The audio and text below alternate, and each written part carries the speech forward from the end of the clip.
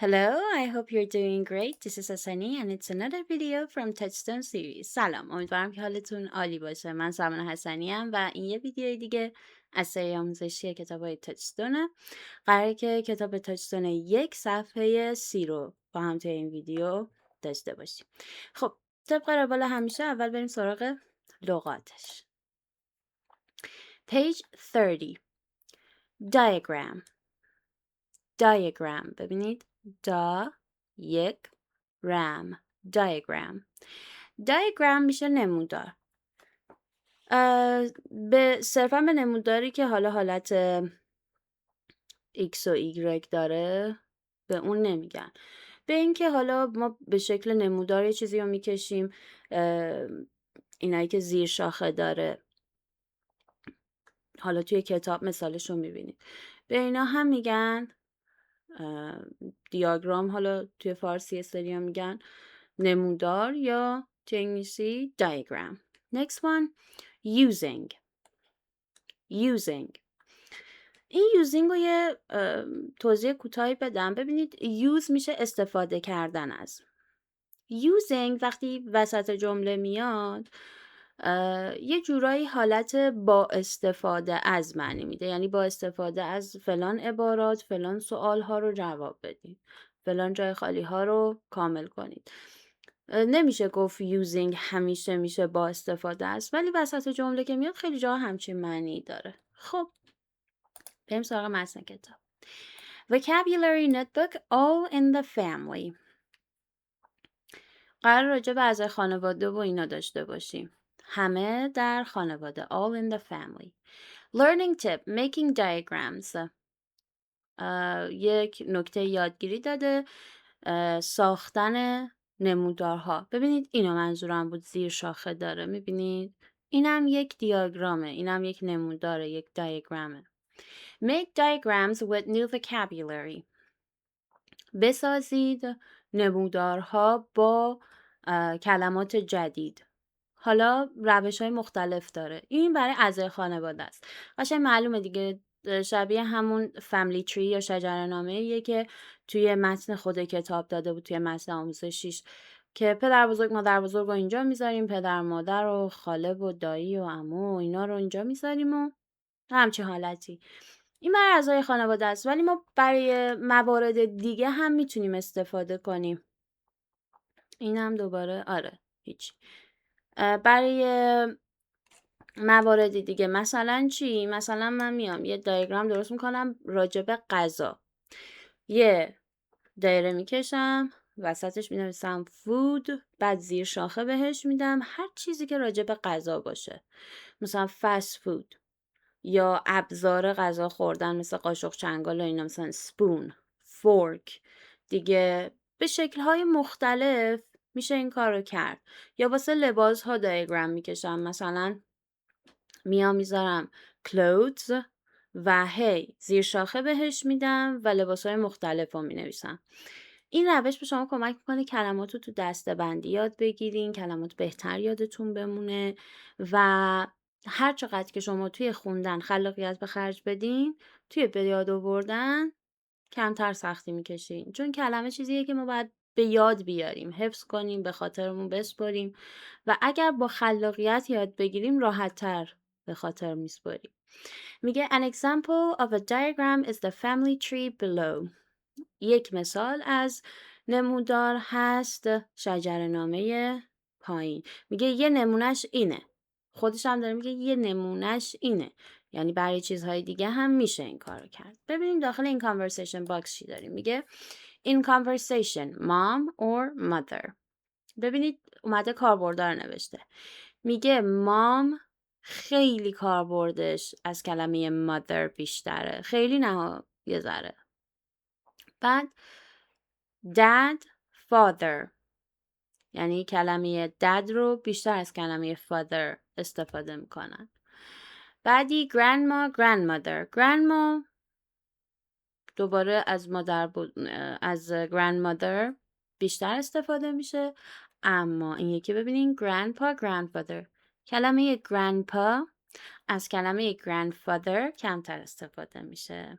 یعنی همشون اینجوری هن که اونی که خودمونی تره بیشتر استفاده میشه. مام، دد، گرندما اینا خودمونی ترن. ولی گرندپا با اینکه خودمونی تره کمتر استفاده میشه. بیشتر ترجیح میدن بگن grandfather. جالب. بریم پایین ببینیم چی داریم. میگه complete the family tree using the words in the box. کامل کن شجره‌نامه رو با استفاده از کلمات داخل کادر. اینجا به ما کلمه ها رو داده. من ترجمه نمی کنم الان چون انتظار دارم که به این صفحه رسیدین این کلمات رو دیگه کامل حفظ کرده باشین. اول ویدیو رو پاس کنین، این تمرین رو انجام بدین، بعد بیاین با هم جواباشو چک کنین. خب مرسی که اول خودتون انجام دادین، حالا میایید که با هم چک بکنیم. اینجا چی قرار میگیره؟ ببینید این دوتا با هم فرقی نداره. یعنی اون چیزی که اینجا می نویسید و اینجا هم میتونید بنویسید، یا اون چیزی که اینجا می نویسید و اینجا هم میتونید بنویسید. الان میگم یعنی چی. ببینید اینجا میشه grandfather، اینجا میشه grandmother.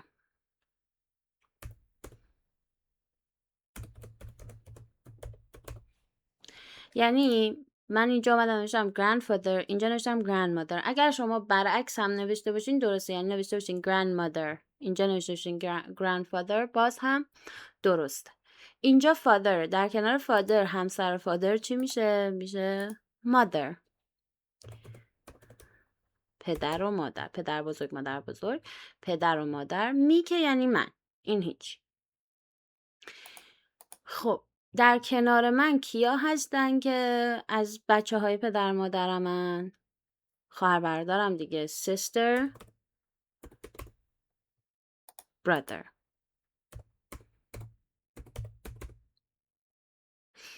و grandmother. ببینید اینجا اگر mother باشه اینجا میتونه uncle باشه aunt باشه، فرق نمیکنه. حالا چون تو کتاب انتو داشت من برای اینکه یه ذره متفاوت تر باشه میذارم uncle و اینجا هم میذاریم انت. دوباره انت و آنکل هم جا به جا بنویسین تفاوتی توی این نمودار ایجاد نمیکنه، فقط از لحاظ مفهومی تفاوت ایجاد میکنه. چرا؟ ببینید فرزندا رو زیر شاخه پدر مادر قرار میگیرن دیگه. پس اگر زیر شاخه پدر بزرگ مادر بزرگ ما بذاریم mother uncle، یعنی مادرمون یه برادر داره که میشه دایی ما. اگر زیر شاخه ها یکیش که باید مادر باشه چون فادر رو اونور گذاشته. اگر زیر شاخه هامون یکیشون مادر باشه یکیشون انت یعنی مادرمون و خالمون یعنی مادرمون یک خواهر داره. پس اگر آنکل بذاریم یعنی مادرمون یک برادر داره، اگر انت بذاریم یعنی مادرمون یک خواهر داره. همچین حالتی. اینجا هم بچه خاله و دایی و عمو و عمه اینا همشون چی میشد؟ کازن رو هم اینجا میذاریم. خب بیایم پایین تر ببینیم چیه. Now make your own family tree. Write notes about each person. میگه حالا family tree خودتون رو بسازین و نوت بنویسین. یه یادداشتی راجع به هر کدوم از اینها بنویسین. خب دوباره همونا تکرار میشه این پایین، یعنی اینجا میشه grandfather، grandmother، father، mother.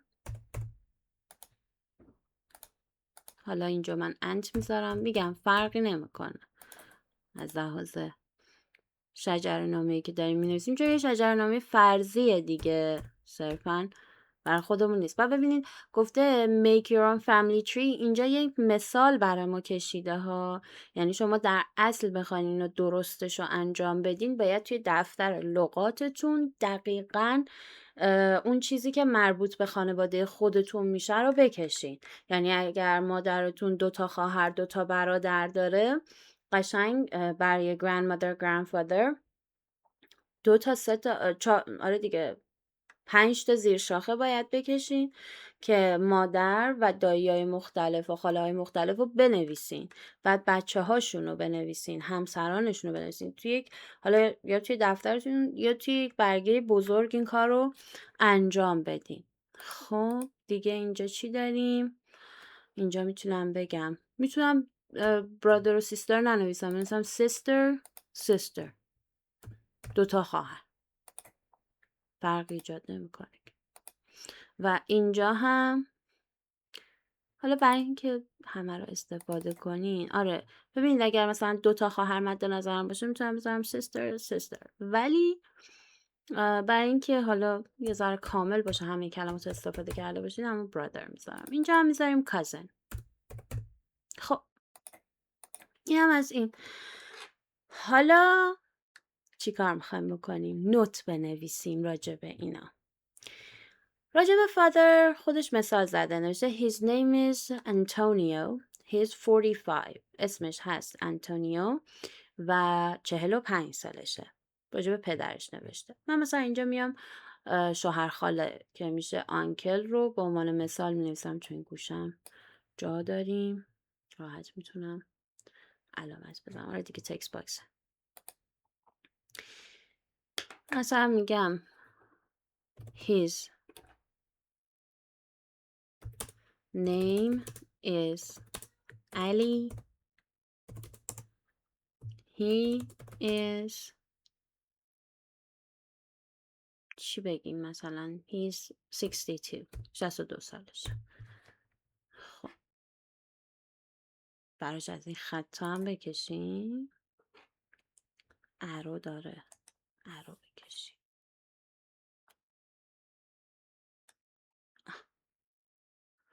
یا مثلا کازن رو دوباره همین کار رو میتونیم بکنیم. من اگر کازن نه میچرخ، برای کازن هم من یه دونه می نویسم. شما برای همه اعضای خانواده باید این کار بکنید به عنوان تمرین، ولی حالا من دوتاشو برای مثال می نویسم که ببینید. مثلا her name، کازینم مثلا دختر خالمه، پسر خاله نیست، خانومه. her name is Lily, she is 30. اسمش لیلیه و 30 سالشه. به همین راحتی. خب اینجا گفته on your own، به عهده خودتون. یه کار فردی گفته که انجام بدین. گفته make a photo album of your family and friends. Write sentences about them in English. میگه بساز یک آلبوم عکس، photo album of your family and friends، از خانواده و دوستاتون. بنویس جمله هایی در مورد آنها به انگلیسی. اوکی؟ میگه یه آلبوم تصویری بساز. حالا میتونید برین عکس‌ها رو پرینت بگیرین، چاپ کنین، بچسبونین و بنویسین، یا با گوشیتون یا با حالا لپتاپ، کامپیوتر عکس از خانواده‌تون رو بذارین و راجع به هر کدوم 2 تا 3 تا جمله بنویسین. حتما این کار رو بکنین. یعنی اگر از خانواده عکس دارین حتما این کارو بکنین. از دوستاتون که قطعا عکس دارین حتما این کارو بکنین. چرا؟ به خاطر اینکه شما وقتی چیزایی که یاد میگیرین و شخصی سازی کنید، یه جوری بنویسین که راجب خودتون باشه. شما زبان یاد میگیرین و با استفاده از چیزایی که یاد گرفتین یه سری جمله هایی میسازین که به زندگی شخصی شما، آدمای زندگی شما مربوط میشه. این باعث میشه شما بهتر یاد بگیرین. این باعث میشه 2 روز دیگه که شرایطش پیش اومد راجع به خودتون، اطرافیانتون یا زندگی شخصیتون صحبت بکنید. زندگی شخصی که میگم یعنی زندگی شخص خودتون، نه چیزای خیلی خصوصی. زندگی خصوصی نه، زندگی شخص خودتون. میخواین به انگلیسی صحبت کنین، یه پیش زمینه‌ای دارین، یه تمرینی کردین. اگر با یک شخصی شروع کردین انگلیسی صحبت کردن، از اعضای خانواده‌تون پرسید، از دوستاتون پرسید که چه جور آدمایین، یا نمیدونم دوست صمیمیتون کیه، چند سالشه. حالا سوال خیلی هم شاید شخصی نباشه، ولی شاید دوست دارین راجع به دوستتون یا اعضای خانواده‌تون با کسی صحبت کنین به انگلیسی. تواناییشو دارین، یه پیش زمینه‌ای دارین، از قبل میدونین که اوکی من اینجوری میتونم جمله بسازم و اینجوری میتونم صحبت کنم. خب تموم شد. توضیحات درس 3 تموم شد. از اینجا به بعد یه قسمت نوایکن داریم که میخوایم با هم دیگه چک کنیم. اینجا هم مثال همون آلبوم است، ببینید عکس خانواده رو گذاشته، این عکس پدر بزرگش نوشته he's my grandfather he's very smart. به سریع ازش گذاشتم، چیز خاصی نداشت. نوایکن میخوایم ببینیم از درس 3 چه دستاوردی داریم. اگر چیزی رو کامل یاد گرفتین I can تیک بزنید. اگر چیزی رو کامل یاد نگرفتین علامت سوال بزنین که برگردین دوباره بخونید. Talk about my favorite celebrities. صحبت کنم در مورد سلبریتی های مورد علاقه. میتونید، اگر میتونید این کار رو بکنید الان دیگه میتونید اسم سلبریتی مورد علاقتون رو بگین، شغلش رو بگین، راجبش صحبت کنید، حتی 2 تا 3 تا جمله خیلی ساده هم باشه. اگر میتونید آیکن رو تیک بزنید. اگر نمیتونید یه علامت سوال بذارین و برگردین اون چند تا صفحه اول درس 3 رو دوباره بخونید و مرور کنید. Describe people's personalities. توصیف کنم پنم کو توصیف کنم شخصیت افراد رو. personality میشه شخصیت افراد رو توصیف کنم. باهوش، زرنگ، تنبل، خجالتی، بی سر صداست. Ask and answer yes no questions. بپرسم و پاسخ بدم سوالهای بله خیر.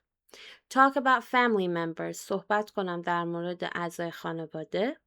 Say people's ages. بگم سن افراد رو.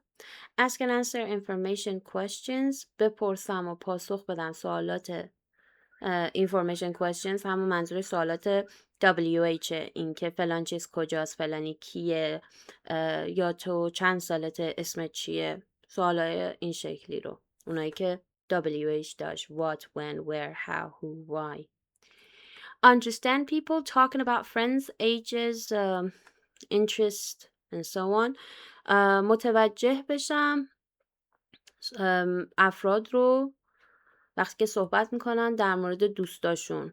این که مثلا یه نفر میاد راجع به دوستش میگه که دوستش سنش انقدره، همچین علایقی داره، شغلش اینه، همچین چیزایی، میتونم متوجه شم.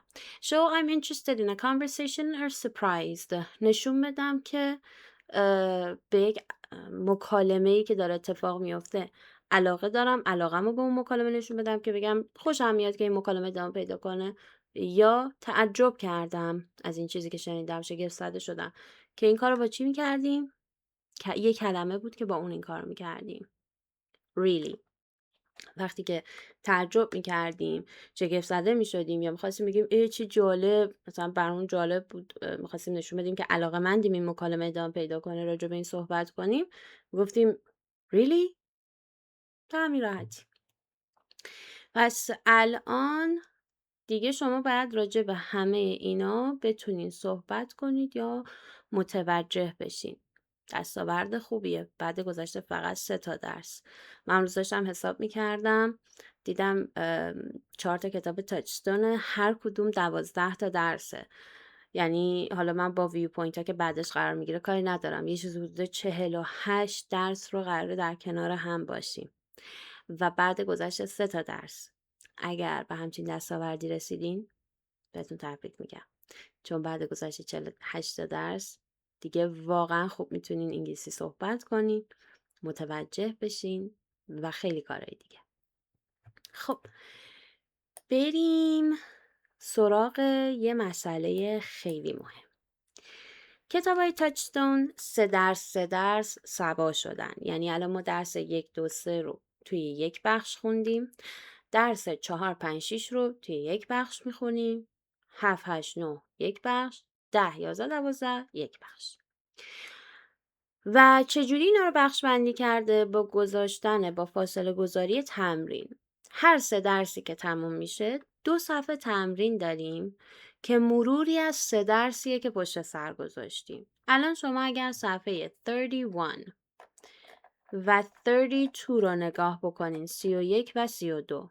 متوجه میشین که کلن تمرین گذاشته، هیچ چیزی درس نداده، درس 4 رو بلافاصله شروع نکرده. این 2 صفحه یک مروریه از درس 1 تا پایان درس 3. بهتون پیشنهاد میکنم قبل از اینکه ویدیوی بعدی رو نگاه کنین، تمام چیزهایی که تو این 3 تا درس گفته شده رو یک بار کامل مرور کنین و بعد تمرین صفحه 31 32 رو انجام بدین، چون خودتون میتونین انجام بدین، چیزی نیست که حتما به ویدیو احتیاج داشته باشین. از قبل خودتون انجام بدین. وقتی که تسلط پیدا کردین، تمرینا رو انجام دادین، ویدیو بعدی رو تماشا کنین، ویدیو بعدی و بعدیش رو تماشا کنین که جواب رو با هم چک کنین. این هم از این. مراقب خودتون و خوبیاتون باشین. Take care of yourselves and see you soon. Cheers.